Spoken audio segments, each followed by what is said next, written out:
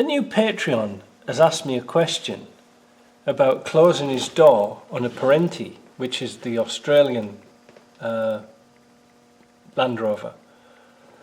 And they had two-piece doors, and fortunately he's very lucky because I've got a two-piece door on my Land Rover, and these are the latches that came with it. Obviously we cleaned them up a little bit because they're all covered in paint, but anyway, this is the Striker. So they're very, very simple and very basic and straightforward. In fact, it's the same Striker and latch that's on the station wagon, so it might be interesting for a lot more people. But he's saying he's having a trouble shutting the door.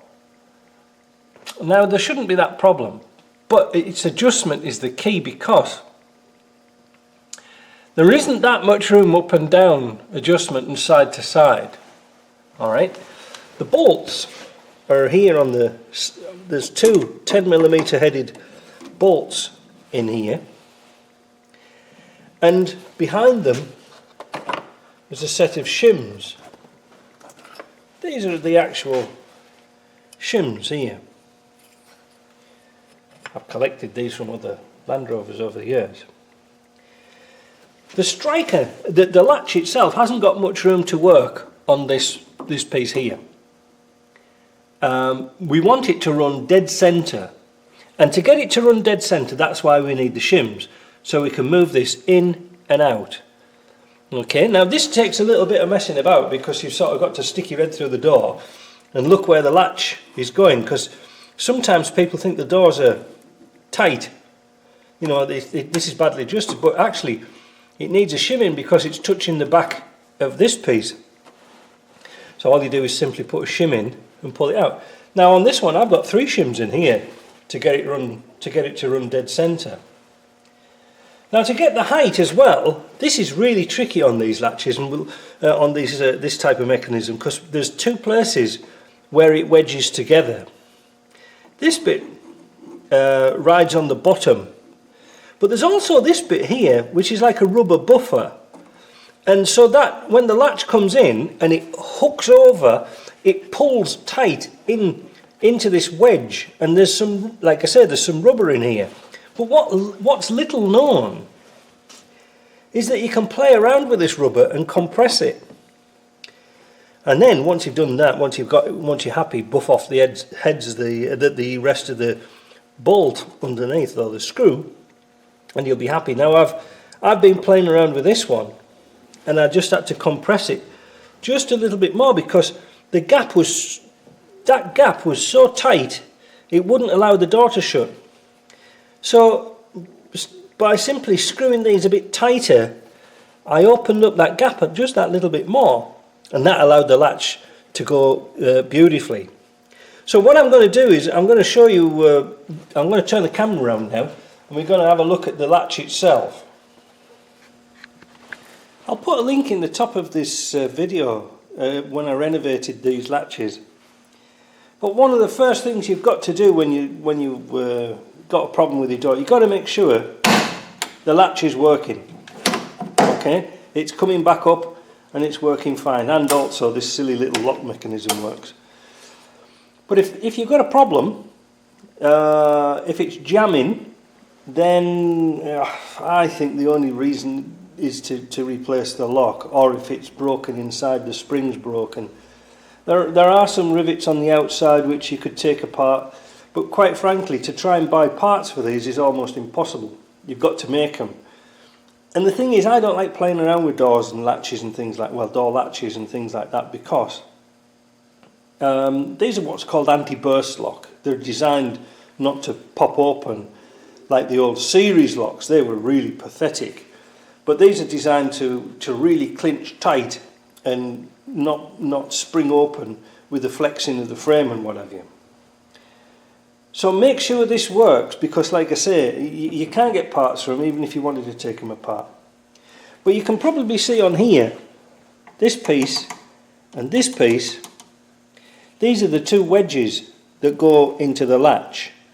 And when you put your latch in, it's supposed to latch down tight. Now there's supposed to be like 2 clicks Yeah, see, there's supposed to be 2 clicks. So 1, 2. That's your first one's your safety one. So there's 1 click. There. That'll make your door rattle around a bit. And then the second one, it's really locked tight.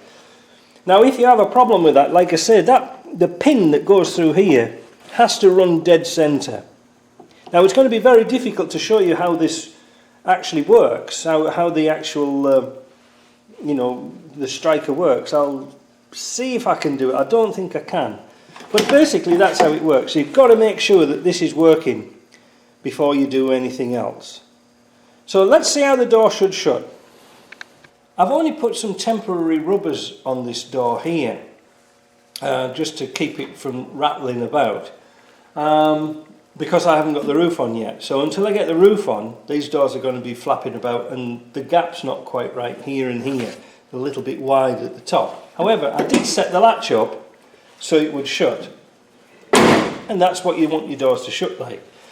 If you're banging and clattering, then it's the latch or the striker that's the problem, because the latch can only work by clicking on and off. There is no adjustment on the latch itself. That's fixed, finito, final, that's it. So you've got to adjust the striker. I don't know if this is going to work very well, but let's give it a go. I've got the camera set up on the seat of the car, so we can see here what's happening with the latch. Now I've taken the rubber off because when I tried to shoot this earlier, when I tried to slam the door, the camera falls over. So we can see here the actual lock coming into play. Now this is most important. If this head here is touching here, you need to take a shim out. Alright, so if this is anywhere scruffing here, take a shim out. If you're not sure, put a little bit of dab of grease on the end and you'll see it if it touches here. So that's not good. Now this is kind of tricky to point out. If this side is touching the back side of here, then you need to put a shim to push this out a little bit. So you want this head of this striker to go between here and here, and then your shimming's correct. As for the height up and down, well, as I mentioned before, this goes into a wedge and it's hitting the bottom. Now, as I explained earlier, I haven't got the roof on this car yet, so this structure is not quite sound.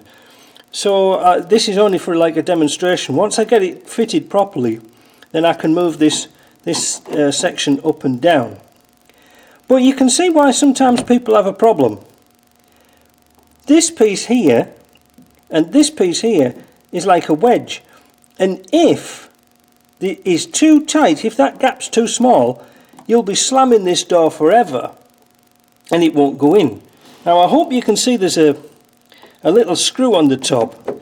All you have to do is tighten that down a little bit if it's too tight, and grind off the bottom of the screw and make that gap just that little bit bigger, so when it shuts, it's going to shut nice. Now that's on its first click, look. What we're going to do is show you actually the mechanism, how it works. So I'll try and just push it gently without the camera falling over. So there's the first click, and there's the second click, and that's exactly what it should do, you know, and that's nice in that wedge. And like I say, I've adjusted this up and I've compressed this rubber a little bit. I know I've got a screw missing, but bloody thing snapped off. Got to get some more. And that's basically it. And again, that door is nice and solid. It won't burst open. So I hope this is helpful, because you can set your back doors on your station wagons exactly the same. Well, that was okay. That's not too bad for 6 o'clock in the morning, is it? So, making Land Rovers even better at 6 o'clock in the morning, one at a time. We'll talk to you later.